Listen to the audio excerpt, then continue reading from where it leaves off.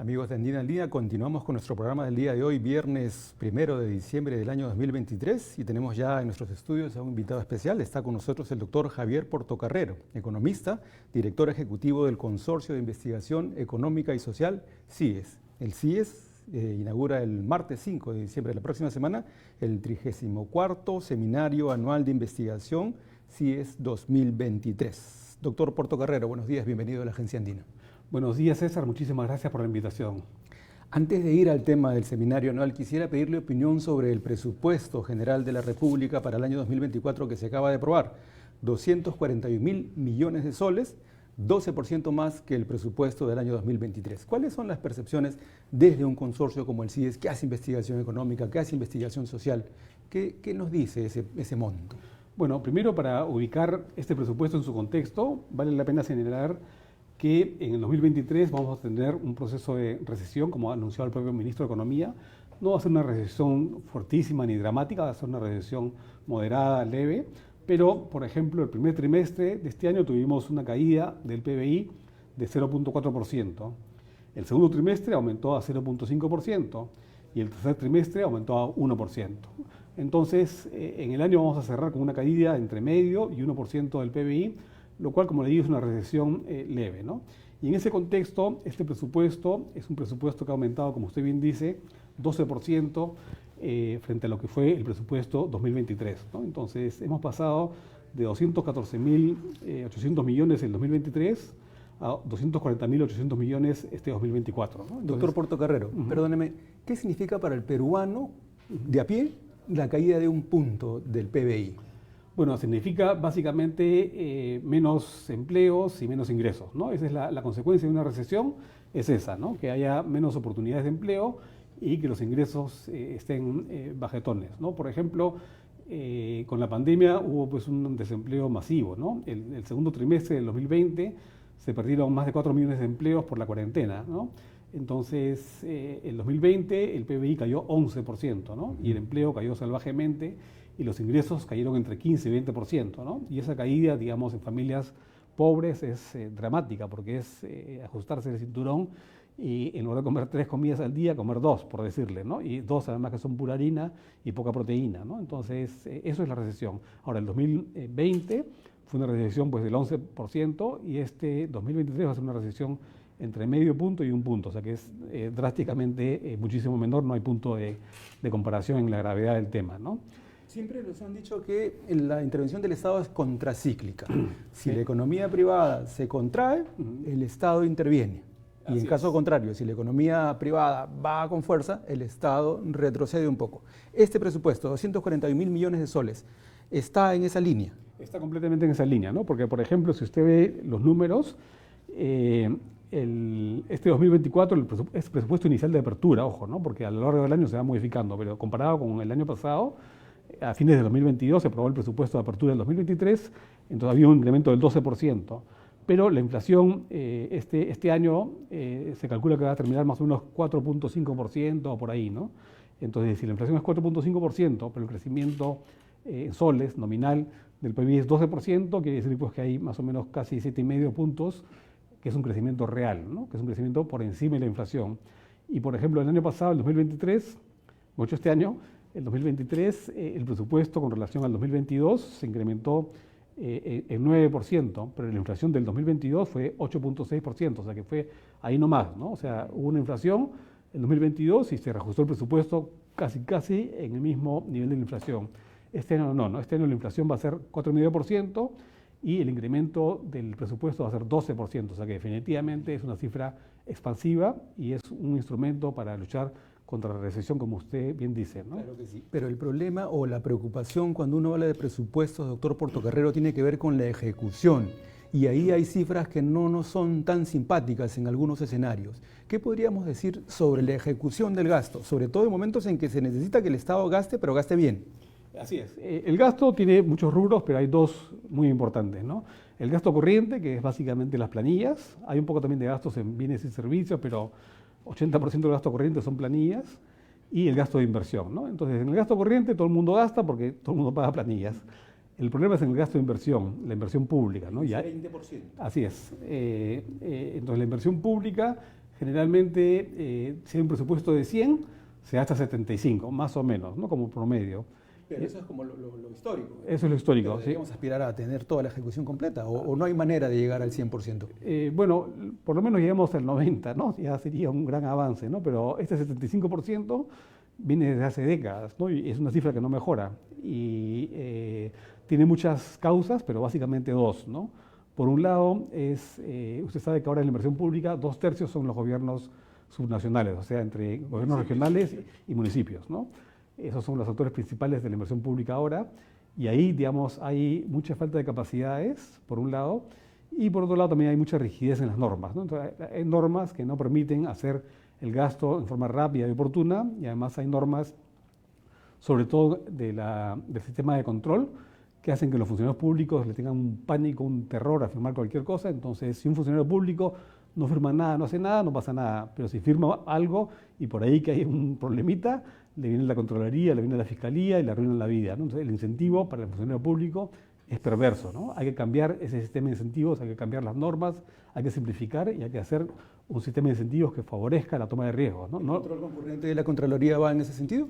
El control concurrente es algo bueno, digamos, pero se necesita una cosa más agresiva, ¿no? La Contraloría como a podar las normas, ¿no? Si uno tiene un árbol así de normas, hay que podarlo y quedarse, pues, no digo al extremo de Milei en Argentina, que Milei ya quiere desaparecer casi el 90% de las normas, pero sí hay mucha norma inútil, ¿no? Hay completamente normas que no tienen ningún sentido, ¿no?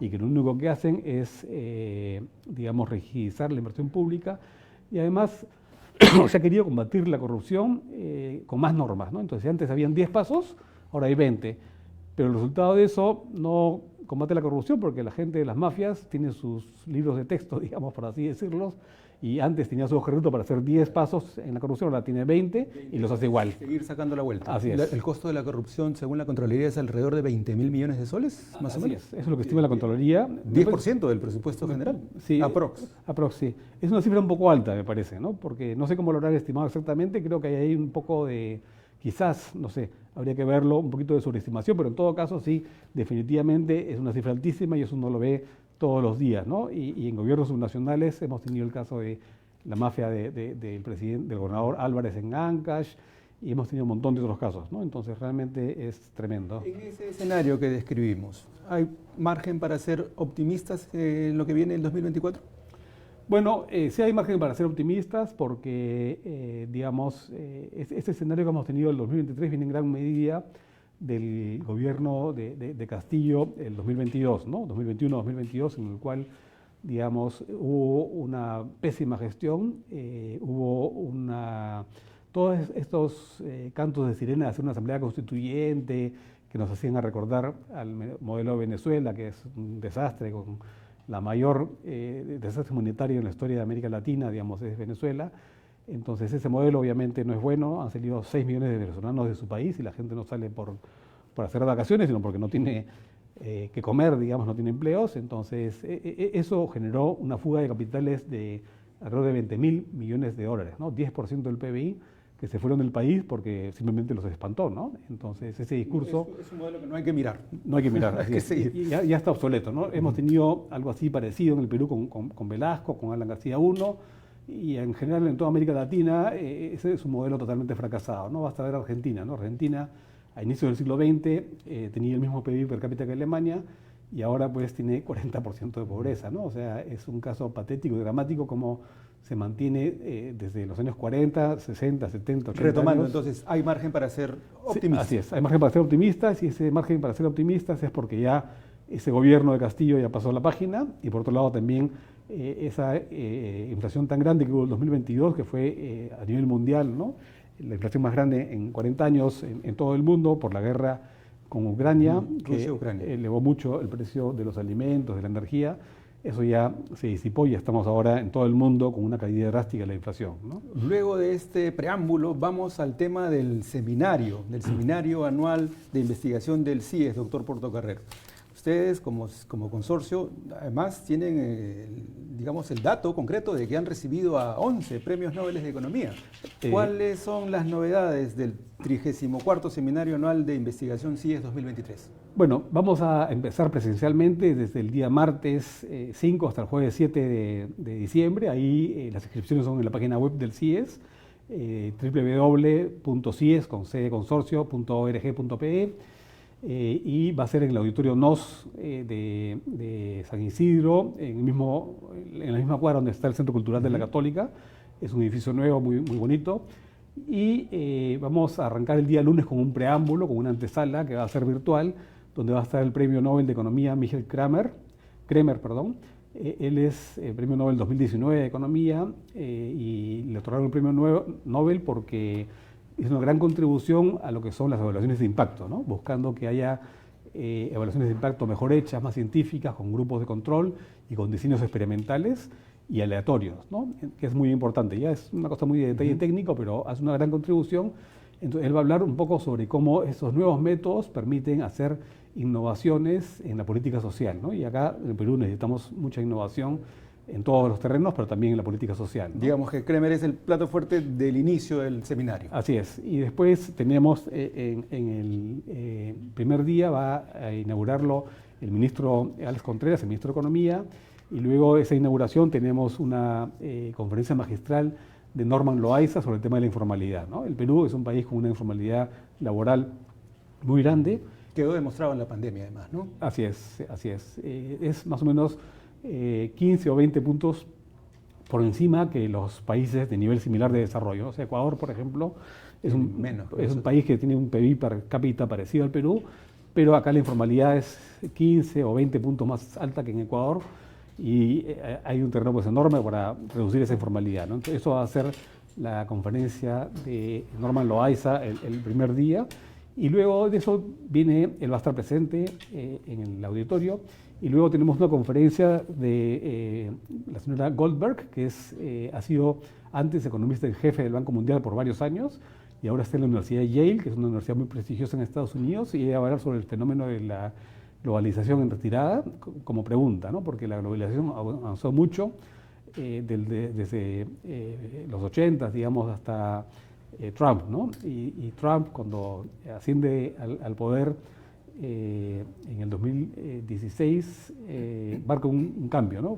Empieza la guerra comercial con China, empiezan una serie de movimientos, entonces la globalización como que está un poquito ahorita, no en retirada completamente, pero sí hay signos. Entonces. Doctor Portocarrero, y ustedes llegan al 34º seminario anual, ¿cómo miden ustedes el impacto de haber escuchado a semejantes personalidades del mundo de la economía, del mundo de la investigación? ¿Cómo saben ustedes que aquello que están predicando, digamos, llega a ser incorporado en los enfoques de gobierno, en los programas?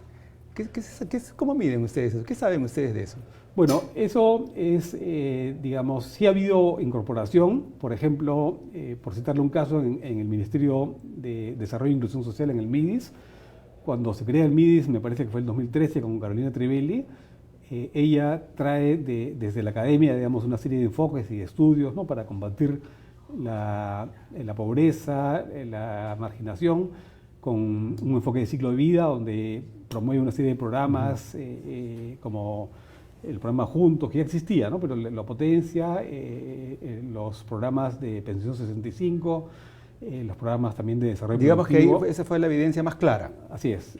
También hemos tenido otra evidencia muy clara, que es ya un poco antigua, pero muy importante, que es las políticas macroeconómicas, ¿no? A inicios de los 2000 había la crisis rusa, la crisis asiática, el Perú estaba en recesión, y el Banco Central hace un cambio de la política monetaria desde metas de emisión hacia metas de inflación, ¿no? Y eso fue en gran medida impulsado por una red de políticas macroeconómicas donde estaban presentes la Universidad del Pacífico y la Universidad Católica, ¿no? Entonces, pero además ustedes como como Consorcio de Investigación Económica y Social han incorporado también el componente ambiental, figura ahora como línea de trabajo para las investigaciones del CIES. ¿Por qué es importante? La respuesta parece obvia, pero díganoslo usted. Bueno, el componente ambiental es súper importante por muchas razones. Tenemos solamente un planeta, no tenemos dos. Si destruimos este planeta, no tenemos dónde vivir. Y hay una serie de fenómenos en el Perú y en el mundo entero que están conspirando contra la salud del planeta, ¿no? Entonces, por un lado está el tema del cambio climático y por otro lado, asociado también al cambio climático, el tema de la biodiversidad, ¿no? Cada vez hay menos zonas de vida silvestre y las especies en el planeta han descendido más o menos entre un 70 y 70%, han bajado, ¿no? Hay muchas especies que ya se han extinguido, ¿no? Pero incluso más grave que ese tema de pérdida de biodiversidad, que lo vemos con la deforestación y todo lo que ha pasado, más o menos 150.000 hectáreas de bosque se pierden al año en el Perú.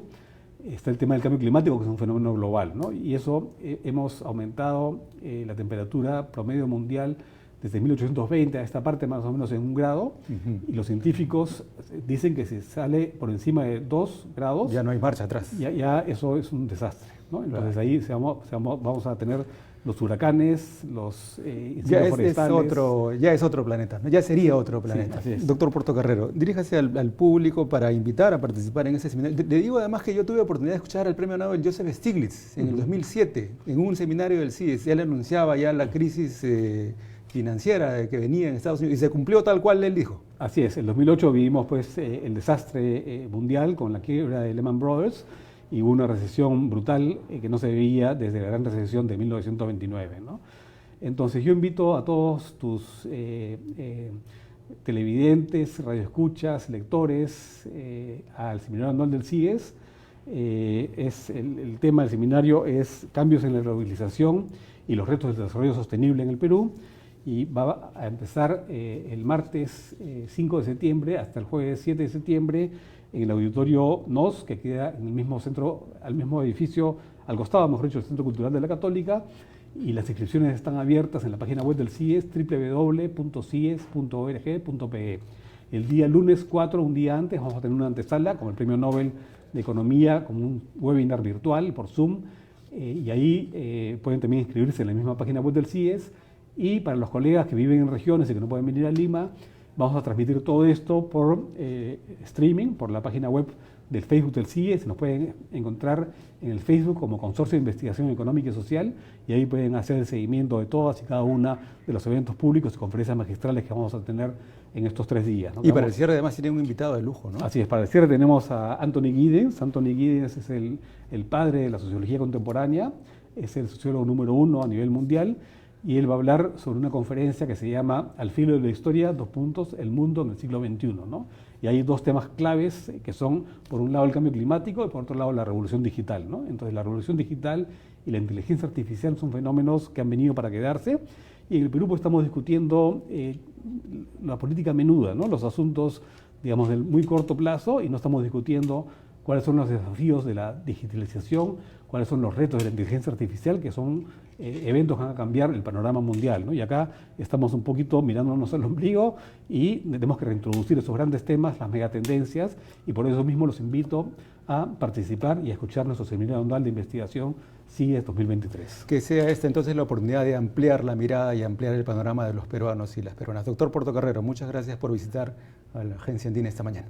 Muchas gracias, César, y un saludo para todos tus televidentes. Gracias, amigos de Andina al Día. Hemos conversado con el doctor Javier Portocarrero, economista, director ejecutivo del Consorcio de Investigación Económica y Social CIES. Vamos nosotros de inmediato a tomar contacto con nuestro compañero Percy Hurtado para el despacho informativo desde el Cusco. Adelante, Percy. Hola, ¿qué tal? ¿Cómo estás, César? Muy buenos días y gracias por el pase. Hay una muy buena noticia para los turistas que deseen conocer la ciudadela inca de Machu Picchu, pues las autoridades del gobierno regional y de la municipalidad de Machu Picchu han recibido con bastante agrado el nuevo aforo que se va a tener desde el 2024. La ciudadela inca de Machu Picchu va a recibir hasta 5.600 visitas por día. Ahora ya no van a ser las 4.044 como lo estipula una resolución ministerial que rige hasta el 31 de diciembre de este año.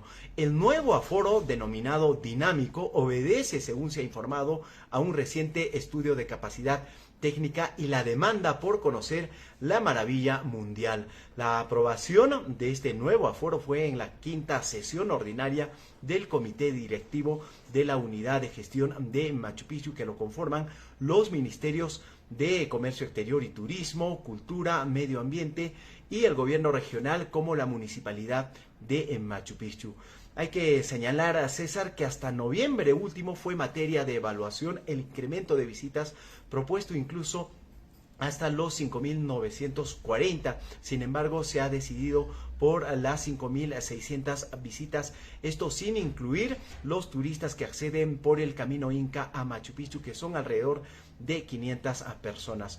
Ahora solo será necesario, César, conservar, preservar y cuidar nuestro patrimonio y obedecer a los circuitos que estarán dispuestos desde enero próximo. También tenemos que evitar que la UNESCO lo pueda declarar en riesgo, esto si es que no se cumplen con las observaciones que se hicieron años atrás. César, esa es la información desde Cusco. Retorno contigo para más noticias. Cusco nos vamos de inmediato a Ancash para el despacho de nuestro compañero Gonzalo Horna. Adelante, Gonzalo. Muy buenos días, amigos, muchas gracias por el pase. Les contamos que 5 unidades de gestión educativa UGELES de la región Ancash han solicitado ante la Dirección Regional de Educación adelantar la finalización del año escolar 2022. Esto por el temor de que las lluvias intensas a causa del fenómeno del Niño puedan iniciarse en los próximos días. La propuesta es que las clases puedan culminar el 15 de diciembre como máximo y no el día 22 como estaba planeado inicialmente. Este pedido ha sido debatido en una mesa de trabajo que ha presidido la Dirección Regional de Educación y en la que han asistido también, además de los directores de las 20 UGELES de toda la región Ancash, los especialistas del Centro de Operaciones de Emergencia Regional, el COER Ancash, para dar a conocer los posibles escenarios ante la activación del fenómeno del Niño costero. Por el momento el pedido se encuentra en evaluación y aún no hay alguna conclusión al respecto. Esta es la información que tenemos para ustedes, amigos. Con el despacho de Gonzalo Horna desde Ancash llegamos al final de nuestra transmisión. Les agradecemos por su compañía y los invitamos, por cierto, a continuar revisando información actualizada al minuto en el portal de la Agencia Andina. Buenos días.